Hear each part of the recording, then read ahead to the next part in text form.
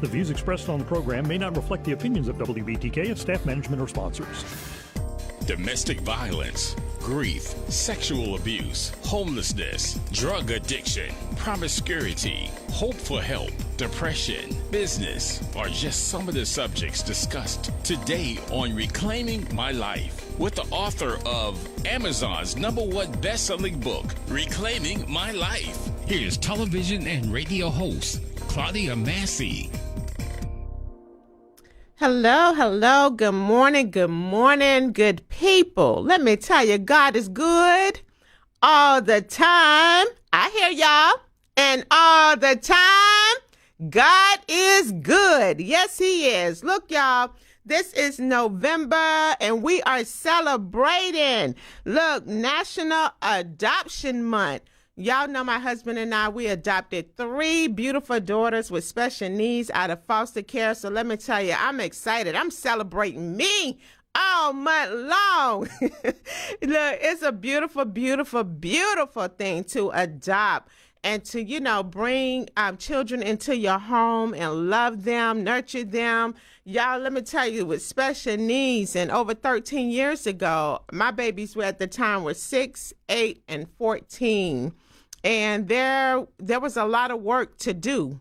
But when you look back over their lives and what God has done, it's a true testimony. Let me tell you, when I say low self-esteem and just so many other issues, and then when they look back, and then that's how they know who God is and what God can do. But let me tell you, we celebrating today, and look, I couldn't think of anyone better to help me do it than Miss Deborah Olivia Farmer. Let me tell you, she is on a mission. She is on a mission. Did y'all hear what I'm saying? And let me tell you why, because she is. I'm trying to find my notes here, y'all, because I got some notes because she got so much going on. But she is a nationally recognized speaker. She's an author and adoption advocate, and she has her own beautiful testimony. So y'all help me welcome wherever you are, Miss Deborah Olivia Farmer. Hey, good morning. Hey, sister, how you doing? Oh my, are you kidding me? How are you doing? I am on 10 right now. What you saying? Come on. Yes. I love it. Look, let's get into it. First of all, we need to embrace. That's first. We need to embrace, and I can't wait to do just that. Now, you have a beautiful testimony that I want you to share with our listeners today, your journey to Joshua. Absolutely. First off, I want to just give a big hug virtually to you and thank you so very much for this opportunity. I'm super excited as we are wrapping up November is National Awareness Month for Adoption Awareness. And so for me, I'll just get to it. My journey began to my son, Joshua. I was introduced to foster care in the late 90s while working in local television in Chicago. And so at the time, I was pretty much active in my sorority, but I wanted to do a little bit more. And so I reached out to a friend of mine who worked for a social service agency. And I said, hey, I wanted to mentor a young lady. And he connected me with, I would have to say, the sweetest little girl. At the time, she was 9 years old, but she was in foster care. And so Miss Deborah, let me pause you for just a second, because we're also Facebook Live on our radio page for those who are tuned in. And I don't know if you are aware or if you want. Well, there you go. There's that beautiful face. All right. Here. Okay. Look. All right. Thank you. Of course. Yeah. So she was in foster care at the time. And of course, it was to be a 1-year assignment of me mentoring her, tutoring her. And she is now 35 years old, still in my life. And so I knew that I did not want to have her, as I experienced with her, going from foster home to foster home. I didn't want to abandon her. I wanted to be a mainstay in her life. And so it wasn't about charity work. It was about community. We built a community around her, my family. She's very close with my family to this day. And so years later, after, of course, still being consistent in her life as a big sister, I knew this was something that I wanted to do. So I went through the process. I got my foster care license, and I then became a foster parent of my son at the time. He was maybe about 4 days old when we got the call. And then 2 years later, after going through the process, we were able to adopt him through foster care. Wow. Look, I said this morning, I said, now I need to take a box of tissue today, and I forgot it. You, it's such a heartwarming story for most. I mean, when I was told about this opportunity to be interviewed by you, and I understood that you too was a foster mom, then now an adoptive mom. This is we're a tribe of people that are special. Again, as I stated, this is not about charity work. This is about community. And you knew to build a community for those lovely young ladies. And I'm so excited to be your sister friend in this space of, providing love and happy homes for children. Yes, absolutely. Absolutely. And I think it's so heartwarming and emotional because, just thinking about the journey, like you said, journey to Joshua, Yeah. And it was never my plan to adopt, because I already had 3 daughters. But, when my oldest 2 daughters went off to college and then I was home with my 14-year-old, we talked about it and, because I love children and it just happened. Yeah, and it does happen. And you have to let life happen. Same here. I love children. I have 6 godchildren. Mm-hmm. I have a million best friends, and I'm the godparent to most of their children. And so, for me, I thought that it would happen for me differently, being able to, have biological children. But if you have love in your heart, don't let that be a barrier for you, right? And so for us, it was about finding the space to open up your heart and your home to a child in need. And that's what we did. Yes, absolutely. I find that a lot of times people don't want to foster and or adopt because, we're comfortable. We're comfortable in our space, So what do you feel, because I know you talk about changing the narrative when it comes to foster care and adoption. Yeah. So talk to us a little bit about changing the narrative, helping people change the narrative of it. Sure. Well, I'll start with the first part that you mentioned, that people are comfortable. And are we really, right? Oftentimes when I share with people that I fostered a child and adopted a child, you get the oohs and the ahs, and you get the, oh my God, I've always wanted to do that. And so there's a level of discomfort for you that you have not done something that you want to do, right? And so this is where this starts for me. I had so many people along the way that said this was something that they wanted to do. And for me, I figured if they had not moved forward to do this, then there had to be a barrier in place. And I felt that barrier was fear. And I think the fear comes from all the misinformation, all the stigmas that come around foster care and adoption.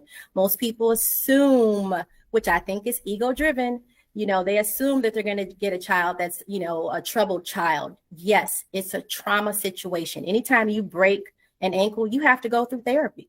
You have to repair that. And so when you break a family up in some ways, again, through foster care, there's going to be some trauma there. And you have to, as you mentioned, repair that. But we should not let that be something that stops us from doing what we want to do. If it's on your heart to love a child and to bring a child into your home. So again, it's getting beyond the myths. That's why I wanted to, again, change the narrative. I want to make this conversation something that we're not whispering about. We're not in a space of shame, and I'm telling you, if I'm on a business call, we go around the robin and we talk about what we do. And I oftentimes end with, I am an adoption advocate. And I tell you more times than not, if I'm on a business call with Black women, they either text me after the call or inbox me or in chat me, whatever they want to do to say, hey, oh my God, I've always wanted to do that. And so to that point, I'm wanting to be a champion in this space, help to change the narrative, change the face of this and make it cool, make it something easy to talk about with the education and the awareness that I hope we can provide. Yes, absolutely.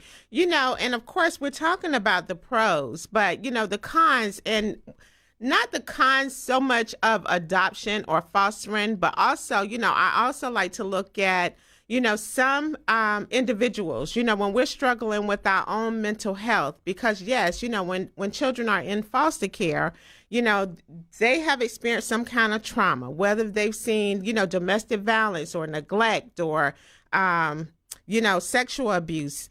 So when we are struggling with our own mental health, because it requires a lot of patience, to foster, to nurture. So what would you say, Miss Farmer, because you have to know your why, but what about the why not? Yeah, that's good. And so again, and that's funny you asked the why, because that's one thing that I lead with when people ask the question, what should you do? And I say, you have to know your why.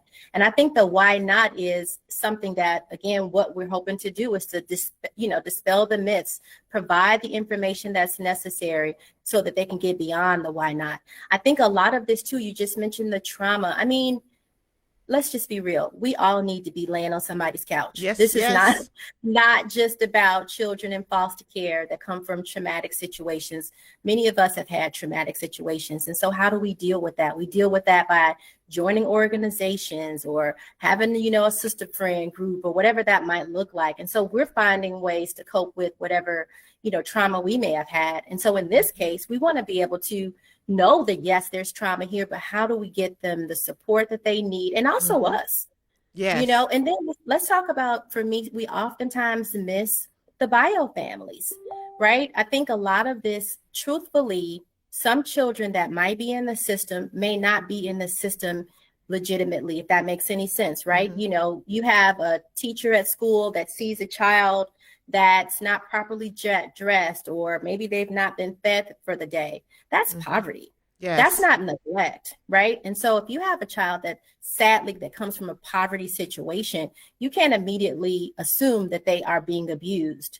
And so why don't we support families before this happens, right? And I think a lot of this, we're missing that part of the story as well. How do we support families before they find themselves broken? Yes, yes. Thank you. I tell you, this is good. This good stuff. I love it. I'm happy to talk to you. Your energy is amazing. I love it. Oh, thank you. Thank you. Look, I love that you said, the sister circle, surround yourself around y'all good people, positive people, because when you're thinking of fostering or, you're becoming an adopted family, and I experienced this. I had family members to say to me, because, again, my husband and I adopted daughters. They have special needs. And someone said to me, and it's still just, here we are 13 years later. And they say, you know what? I would do it, but my children would have to be normal. Yeah. Even in that's, I think, grossly negligent in the tongue. Okay. Mm-hmm. Let's just be clear, right? You're just speaking and you're not being politically correct in your language. Mm-hmm. I think that there's insensitivity there. And I think, as I stated before, it's ego driven.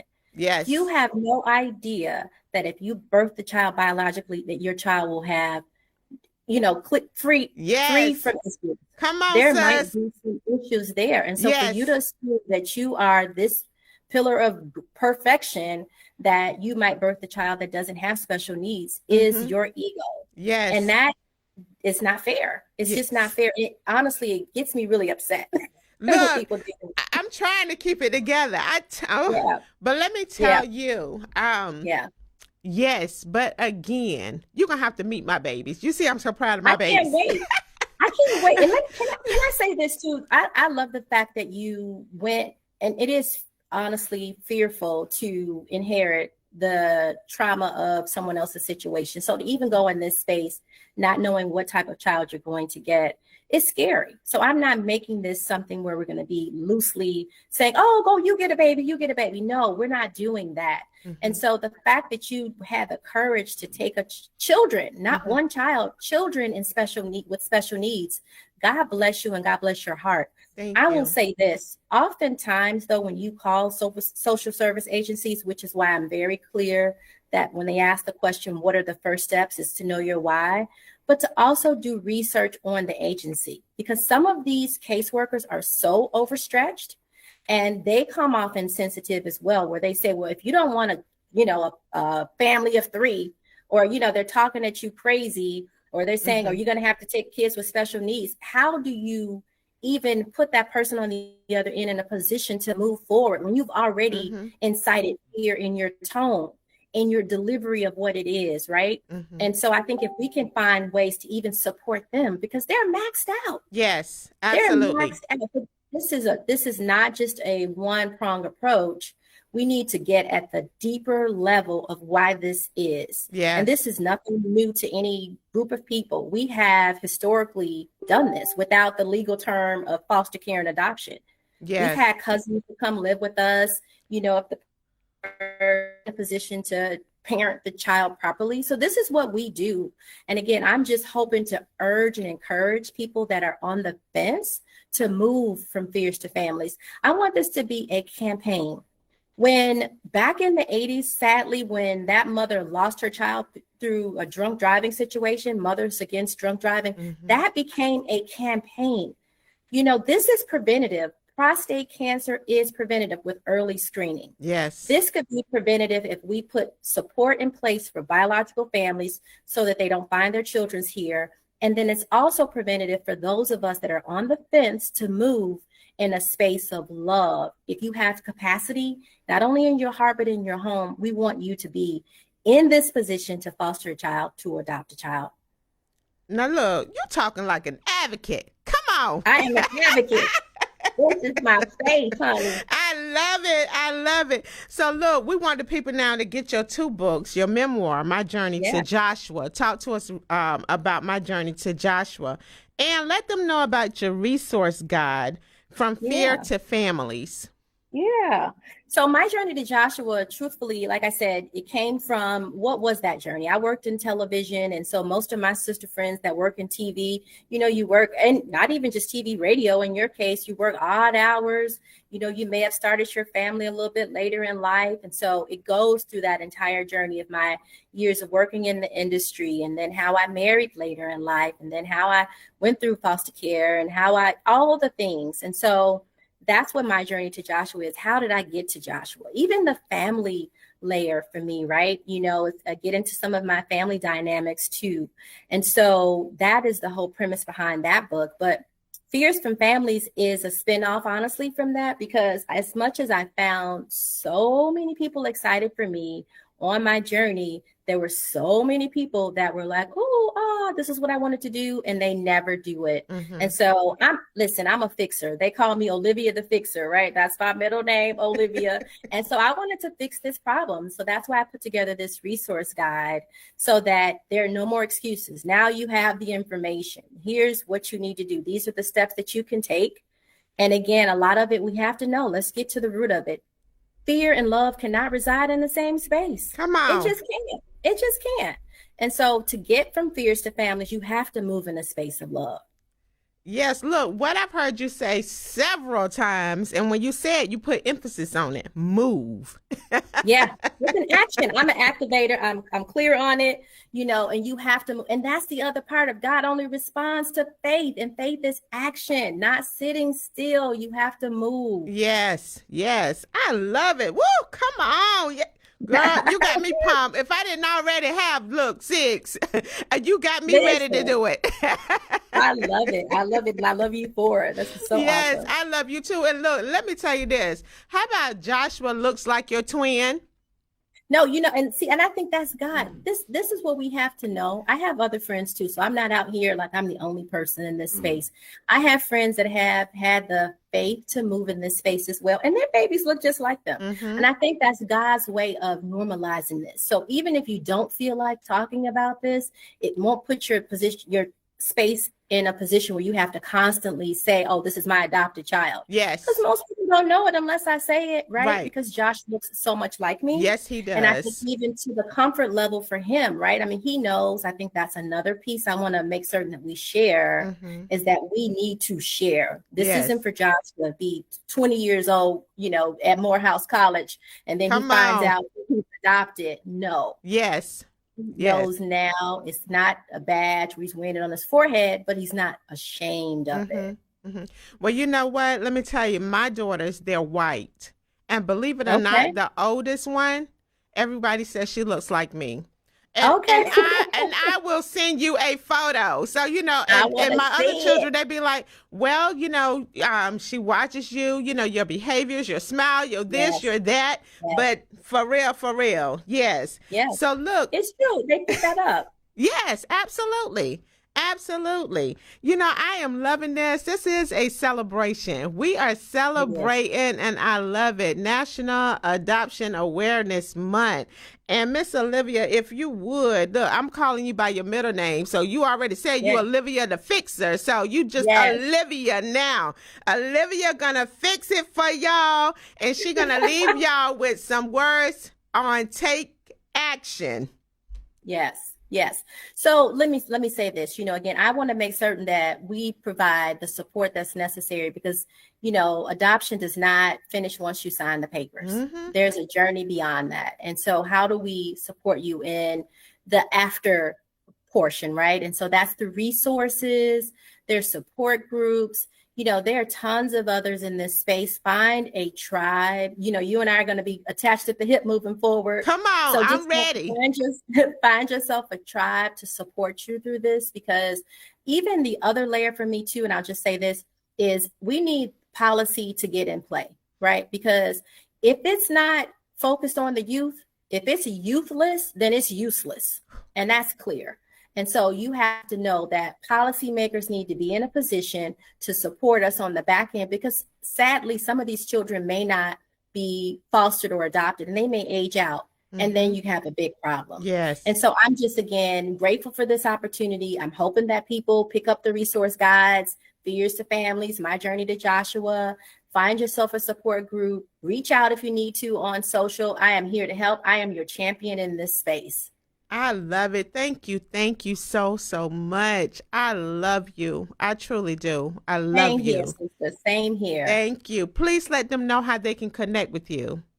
Absolutely. Yes. And so you can on social media, it's Deborah Olivia Farmer on Facebook and LinkedIn. On Instagram, it's the Olivia Farmer. And also on the other platforms is Fears to Families. And then my website where you can get the books. myjourneytojoshua.com. All right, myjourneytojoshua.com. And let me let you all know, when y'all are searching for her on social, her name is Deborah. Okay? Deborah Olivia Farmer. Thank you so much. I love you. And look, I'm going to tell y'all right now, y'all going to be hearing from me and Miss Deborah Olivia Farmer. And look, yes, so much more to do. So much more to do. Thank you so much for stopping by Reclaiming My Life. And I want to put in, y'all, Reclaiming My Life. My daughter say today, I thank God, Mama, that I have reclaimed my life, because they say they were going through so much, and they talk about it. They don't forget. And they say, you saved us, but it was God who saved them and helped them reclaim their lives. So y'all, come on now, join in and help some children reclaim their lives. We love y'all. Until next time. Thank you, Miss Deborah. No, thank you for having me. I'm so grateful. Absolutely. Anytime. You have just heard Reclaiming My Life with life coach and author Claudia Massey. To get your copy of Amazon's #1 best-selling book, Reclaiming My Life, visit www.contactclaudiamassey.com and tune in each Monday at 12 noon for Reclaiming My Life with television and radio host Claudia Massey on WBTK 1380.